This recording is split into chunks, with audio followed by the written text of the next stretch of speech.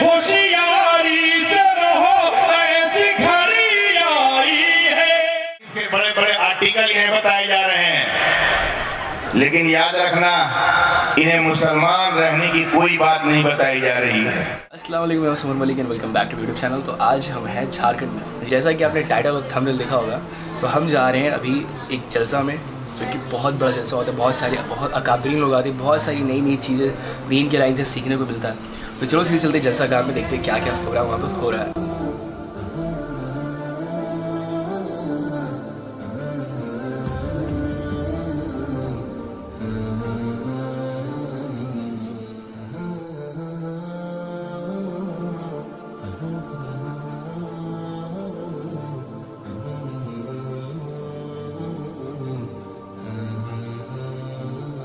यही वो मदरसा है जहाँ पर आज जलसा दस्तार बंदी का इंतज़ाम किया गया है। कुछ तालिब इल्म जिन्होंने कुरान को कम से कम वक्त में अपने सीने के अंदर मौजूद किया है, उन लोगों की इज़्ज़त और उन लोगों को थोड़ा सा इंकरेज करने के लिए ये जलसा दस्तार बंदी इंतज़ाम किया गया है।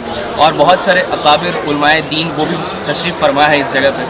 तो अभी वक्त है इशा से पहले का, आज़ान हुई है, इसी वजह से भीड़ थोड़ा कम है। आज़ान के बाद जैसे नमाज़ ख़त्म होगा, एक कसीर तादाद में लोग इस जलसा में शरीक होंगे।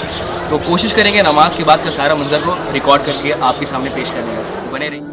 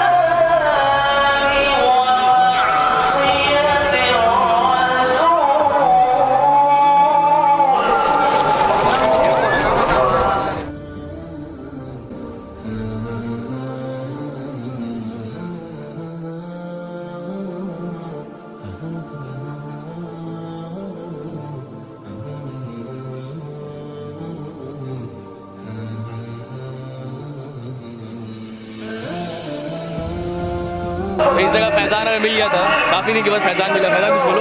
बहुत इमोशनल हो गया मिल के आपसे, रोने का मन कर रहा था लेकिन रोए नहीं। ये सब झूठ है भाई। तो इस जलसा गाँव में हमको मिल गया मेरा छोटा सा सब्सक्राइबर। क्या नाम है तुम्हारा? तंशील आलम नाम है भाई। तो मेरे वीडियोस देखते हो, कैसा लगता है? तो बोल दो सब्सक्राइब करने के वीडियोस को। सब्सक्राइब कर दीजिए, लाइक कर दीजिए। अरे भाई साहब, उन्हीं से ही के मशहूर व मारूफ आलिम दीन, मुतहर्रिक, मुजाहिद, इससे मेरी मुराद हज़रत मुफ्ती ज़ाहिद साहब दामत बरकातहुम बानी व मुहतमी मदरसा इजलास मदरसा फैज़ आम का सालाना व दस्तार बंदी का इजलास है। और इस इजलास में मुल्क के मशहूर मारूफ उलमाए किराम तशरीफ फरमा है। और दस्तार बंदी के हवाले से इस बहाने में मुसलमानों के मुआशरे में फैली हुई चंद बुराइयों पर निशानदेही की जाती है और उसकी इस्लाह की तदबीरें इख्तियार की जाती हैं।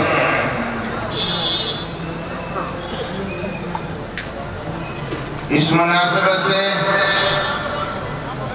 مدرسہ فیض عام نے اس پورے علاقے میں جب بھی مدرسہ کے نام و نشان نہیں تھے، اس وقت سے لے کر آج تک جو قربانیاں دی ہیں، مدرسے کے ذمہ داران، مدرسے کے اساتذہ اور علاقے کے سارے مسلمان مبارکباد کے مستحق ہیں۔ یہ ایک دینی ادارہ ہے اور تعلیمی ادارہ ہے۔ دینی اور تعلیمی ادارے کے حوالے سے چند باتیں آپ کے سامنے عرض کی جائیں گی۔ اللہ نے قرآن میں فرمایا اقرأ بسم ربک الذی خلق، اور یہ اس وقت فرمایا تھا جب اللہ کے بعد فرمایا میں نہیں پڑھ سکتا۔ واقعہ بہت لمبا ہے، آپ کو سینے سے دبایا اور سینے سے اتنے زور سے دبایا کہ اللہ کے نبی نے فرمایا مجھے ایسا لگا اب میری روح نکلنے والی ہے۔ پھر آپ سے ارشاد فرمایا پڑھیے، تو آپ پڑھتے چلے گئے۔ یہ رسالت کا آغاز ہے۔ نبی پاک علیہ السلام کے لیے آپ کو شرعی اور ظاہری طور پر نبی اور رسول بنایا جا رہا ہے۔ یہ اس زمانے کی بات ہے جس زمانے میں مکے میں زنا عام ہے، جس دور میں مکے میں چوری عام ہے، جس دور میں مکے میں ڈکیتی عام ہے، اور جس دور میں مکے میں ظلم و بربریت کا بازار گرم ہے، جہاں ناانصافیاں ہی ناانصافیاں ہیں، غریب لوگوں کا انصاف قائم کیا جاتا ہے اور امیروں کو چھوڑ دیا جاتا ہے۔ یہ اس زمانے کی بات ہے، یہ اس دور کی بات ہے۔ ایسے حالات میں اللہ نے آپ کو نبی بنایا ہے اور رسول بنایا ہے، اور اللہ نے فرمایا کہ پڑھیے۔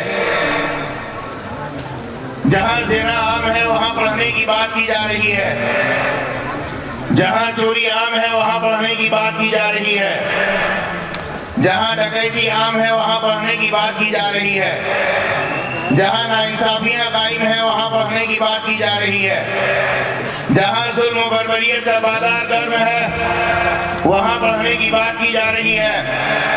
علماء نے لکھا ہے تعلیم آئے گی، علم آئے گا، ایجوکیشن آئے گا، زنا بھی مٹے گا، چوری بھی مٹے گی، ناانصافیاں ختم ہوں گی، ڈکیتی ختم ہوگی، اور ظلم و بربریت کا بازار گرم ہے یا ظلم و انصاف میں بدل جائے گا۔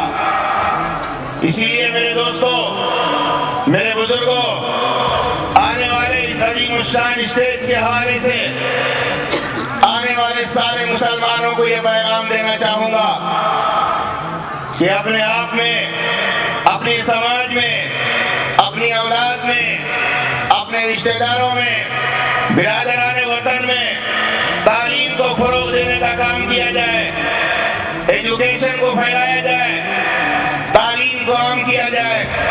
ہمارا سماج تعلیم سے آراستہ ہو جائے گا، یہ سماج زنا سے بھی مٹے گا، زنا سے بھی بچے گا۔ اگر ہمارا سماج ایجوکیشن سے آراستہ ہو جائے گا تو ہمارا سماج چوری اور ڈکیتی سے بھی بچ جائے گا۔ اگر ہمارے سماج میں تعلیم آئے گی تو میرے دوست کو یاد رکھنا، پھر ہمارا یہ سماج ناانصافیوں سے نکل کر انصاف میں بدل جائے گا، ظلم سے نکل کر انصاف میں بدل جائے گا۔ آج دور اس بات کی ہے کہ مسلمانوں تعلیم کو فروغ دیا جائے، مدارس اسلامیہ کو فروغ دیا جائے، مکاتب قرآنیہ کو زندہ اور آباد کیا جائے، دینی اور تعلیمی اور حیادارانہ اسکول کا نظام قائم کیا جائے، جہاں ایک طرف مدارس اسلامیہ میں قرآن و سنت کی تعلیم دی جائے اور بہترین حافظ قرآن، عالم دین، مفتی تیار کیے جائے، وہیں دوسری طرف ہمارے بچوں کو جو اسکولوں میں پڑھنے والے ہیں اور معصوم کلیوں کو قرآن و سنت سے کے نبی اور صحابہ کی سیرت سے آراستہ کیا جائے، انہیں اسلامی عقیدہ سمجھایا جائے، انہیں اللہ کے بارے میں بتایا جائے، انہیں رسول کے بارے میں بتایا جائے، انہیں قرآن کے بارے میں بتایا جائے، انہیں جنت کے بارے میں بتایا جائے، انہیں جہنم کے بارے میں بتایا جائے، پل صراط کے بارے میں بتایا جائے، عذاب قبر کے بارے میں بتایا جائے، جنت کی نعمتوں کے بارے میں بتایا جائے، جہنم کے عذاب کے بارے میں بتایا جائے، تاکہ ہمارے وہ بچے جو اسکول میں تعلیم حاصل کر رہے ہیں بچپن میں انہیں اتنی بنیادی تعلیم دی جائے تاکہ آگے چل کر کے ہمارا بچہ مرتد ہونے سے بچ جائے۔ آج کا زمانہ ہمارا سماج میں جا کر جائزہ لو میرے دوست بزرگوں، ہمارا سماج ارتداد کا شکار ہو چکا ہے، مرتد ہونے کی مہم، مرتد بنانے کی مہم چلائی جا رہی ہے، ارتداد پر مکمل اور منظم محنتیں ہو رہی ہیں۔ اگر ہم نے اپنے اسکول میں پڑھنے والے بچے کو مکتب میں بھیج کر قرآن سکھایا ہے تو یاد رکھنا ہم نے اپنے بچوں کو مرتد ہونے سے بچا لیا ہے۔ اگر کوئی مولوی صاحب، اگر کوئی حافظ صاحب ہمارے بچے کو اسکول میں پڑھنے والے کو قرآن کی تعلیم دے رہا ہے تو یاد رکھنا وہ مولوی صاحب اور حافظ صاحب مبارکباد کے لائق ہیں، انہوں نے میرے بچے کو مرتد ہونے سے بچا لیا ہے۔ آج اس بات کی ضرورت ہے میرے دوستو کہ ہم اپنے بچوں کو قرآن کی تعلیم سے آراستہ کریں، حدیث کی تعلیم سے آراستہ کریں، عقائد اسلام انہیں سمجھائیں، سیرت نبی انہیں سمجھائیں، سیرت صحابہ انہیں سمجھائیں۔ آج سماج میں اس بات کی بھی ضرورت ہے۔ اس کے آگے بڑھتے ہیں، مدارس اسلامیہ میں پڑھنے والے طلبہ اور مکاتب قرآنیہ میں پڑھنے والے طلبہ، ان کی کل تعداد 3.5% ہے۔ اے مسلمانوں کان کھول کے سن لو، مدارس اسلامیہ میں پڑھنے والے طلبہ اور مکاتب قرآنیہ میں پڑھنے والے طلبہ، ان کی کل تعداد 3.5% ہے۔ یہ بات میں نہیں کہہ رہا ہوں، یہ بات گورنمنٹ آف انڈیا کی رپورٹ ہے، اور ڈاکٹر راجندر سچر نے 2005 میں یو پی اے گورنمنٹ نے ڈاکٹر راجندر سچر کو یہ ذمہ داری دی ہے کہ ملک کے سروے کرنے کے بعد مسلمانوں کی تعلیمی اور مسلمانوں کے اقتصادی احوال کی رپورٹ تیار کی جائے۔ لہذا ڈاکٹر راجندر سچر نے 2005 کے اندر پورے ہندوستان کا سفر کر کے جو رپورٹ تیار کی ہے، اس رپورٹ کا خلاصہ یہ ہے کہ مسلمانوں کی تعلیمی پسماندگی کا حال یہ ہے اور مسلمانوں کے اقتصادی پسماندگی کا حال یہ ہے کہ مسلمان دلت سے کہیں زیادہ بدتر ہے۔ آج 3.5% لکھتے ہیں، 3.5% مسلمانوں کے بچے مدارس اسلامیہ میں پڑھنے والے ہیں۔ اور میں یہاں رک کر یہ بات کہنا چاہوں گا کہ ڈاکٹر راجندر سچر کو یہ فرق معلوم نہیں ہے کہ مدارس اسلامیہ کیا ہوتے ہیں اور مکاتب قرآنیہ کیا ہوتے ہیں۔ ہمارے سماج میں مدارس اسلامیہ کا مقصد کچھ اور ہے، مکاتب قرآنیہ کا مقصد کچھ اور ہے۔ مدارس اسلامیہ کا مقصد ہے اسی چار دیواری میں رکھ کر 24 گھنٹہ رات و دن ان کے پیچھے محنت کر کے، ان کی تربیت کر کے انہیں حافظ قرآن بنایا جائے، انہیں عالم دین بنایا جائے، انہیں قاری قرآن بنایا جائے، انہیں مفتی بنایا جائے۔ یہ مدارس اسلامیہ کا مقصد ہے۔ اور مکاتب قرآنیہ کا مقصد یہ ہے وہ بچے جو اسکول میں تعلیم حاصل کر رہے ہیں انہیں بچپن میں دنیا میں زندگی گزارنے کی جتنی ضروری تعلیم ہے اور جتنی ضروری تربیت ہے اتنی دی جائے تاکہ آگے چل کر کے ہمارا بچہ ڈاکٹر انجینئر بھی بنے تو مسلمان رہے۔ یہ مکاتب قرآنیہ کا مقصد ہے۔ لہذا مکاتب قرآنیہ کا مقصد حافظ قرآن بنانا نہیں ہے، عالم دین بنانا نہیں ہے، لیکن ان کو مکتب اور مدرسے کا فرق نہیں معلوم ہے۔ انہوں نے دونوں کو جوڑ کر یہ لکھا ہے کہ 3.5% مسلمانوں کے بچے مکاتب مدارس اسلامیہ میں پڑھنے والے ہیں۔ ہم مان لیتے ہیں 3.5% مسلمانوں کے بچے مکاتب قرآنیہ اور مدارس اسلامیہ میں پڑھنے والے ہیں۔ اے مسلمانوں، یہ المیہ ہے، سوچنا ہے، عزم لے کر کے جانا ہے، حوصلہ لے کر کے جانا ہے۔ اور 96% مسلمانوں پر فکر کون کرے گا؟ دین تو ہر ایک کے لیے ضروری ہے، ایمان تو ہر ایک کے لیے ضروری ہے. حلال و حرام میں فرق کرنا ہر ایک کے لیے ضروری ہے. اللہ کے رسول کی سیرت کو اپنانا ہر ایک کے لیے ضروری ہے. جب 3.5% مسلمانوں کے بچے سے ہم مطمئن ہو کر گھر میں نہیں بیٹھ جائیں گے بلکہ 100% مسلمانوں کے بچوں تک دینی تعلیم کو پہنچائیں گے. 100% مسلمانوں کے بچوں میں چل کر گراؤنڈ لیول میں محنت کر کے اپنے سماج میں دینی تعلیم و تربیت سے انہیں آراستہ کریں گے. یہ عزم لے کر کے جانا ہے یا حوصلہ لے کر کے یہاں سے جانا ہے. دوسرا پیغام, یہ 96% بچے جو ہمارے ہاتھ میں نہیں ہیں, ان کی تربیت کون کر رہا ہے؟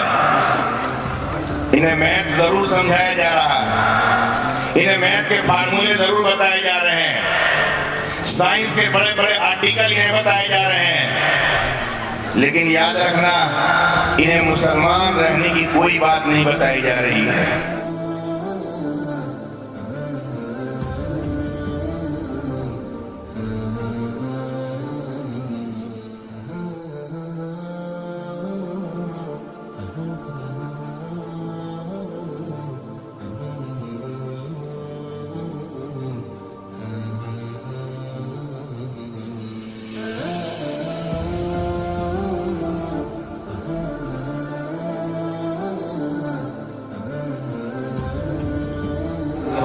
تم کو لے جانے کی غیروں نے مہم چھیڑی ہے.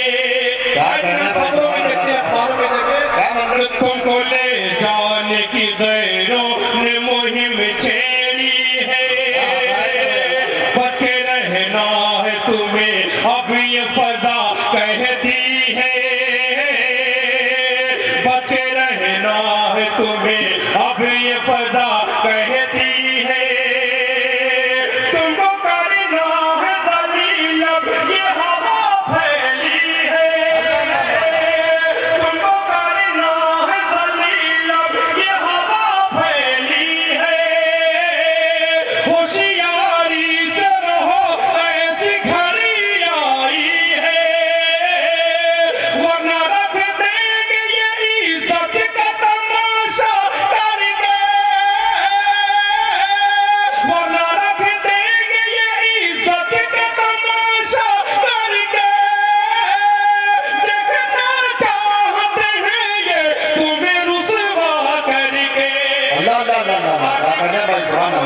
کیا پیغام ہے تابر بھائی؟ سبحان اللہ, زندہ باد زندہ باد.